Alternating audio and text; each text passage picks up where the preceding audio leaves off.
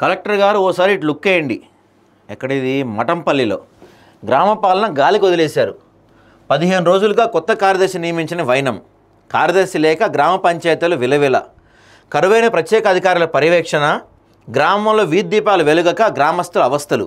గ్రామంలో కార్యదర్శిని నియమించడంలో పూర్తిగా విఫలమైన అధికార యంత్రాంగం. ఇక్కడ 3 నెలలకు ఒక సమస్యతో నిత్యం వార్తల్లో నిలుస్తున్న రామచంద్రాపురం గ్రామ పంచాయతీ. గతంలో సిబ్బంది సరిగా పనిచేయటం లేదని, మండల కేంద్రం చుట్టూ ఫిర్యాదులు చేసుకుంటారని వార్తలు వచ్చాయి.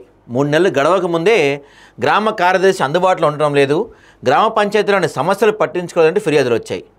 స్పందించిన ఇన్ఛార్జ్ ఎంపీడీఓ జగదీష్ కుమార్ గ్రామ పంచాయతీలో ఉన్న రికార్డులను పరిశీలించి తూతూ మంత్రంగా ఒకరిద్దరు వివరణ తీసుకుని అడిగెళ్ళిపోయారు. సమస్య మాత్రం పరిష్కారం కాలేదు. కార్యదర్శి విధుల పట్ల నిర్లక్ష్యంగా ఉందని తెలియగానే కొత్త కార్యదర్శిని నియమిస్తానని ఇన్ఛార్జ్ ఎంపీడీఓ జగదీష్ కుమార్ చెప్పారు.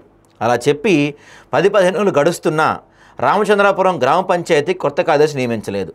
కార్యదర్శి నియమించడంలో ఎందుకు అశ్రద్ధ చేస్తున్నారో ఇన్ఛార్జ్ ఎంపీడీఓ జగదీష్ కుమార్కి తెలియాలి. కార్యదర్శి లేక గ్రామ పంచాయతీని పట్టించుకునేవాడే లేరు. సిబ్బంది వస్తున్నారు, వెళ్ళిపోతున్నారు. అంధకారంలో చాలా రోజుల నుండి రామచంద్రాపురంలో కొన్ని వీధులు నలిగిపోతున్నాయి. వీధి దీపాలు వెలగక అవస్థలు పడుతున్నామని గ్రామస్తులు మండిపడుతున్నారు. ఎన్నిసార్లు ఫిర్యాదు చేసుకున్నా పట్టించుకునేవాళ్ళు లేరు. రామచంద్రపురంలో మాజీ సర్పంచ్ మాలోతు బుజ్జిభీముడు నాయక్ సొంత ఖర్చులతో ఇచ్చిన స్ట్రీట్ లైట్స్ వెలగటం లేదు. ఎన్నోసార్లు గతంలో పనిచేసిన కార్యదర్శికి సిబ్బందికి చెప్పినా ఎవరు పట్టించుకోవట్లేదు. మరి ఇప్పుడు ఇవన్నీ గ్రామాలన్నీ స్పెషల్ ఆఫీసర్ పాలనలో ఉన్నాయి కదా.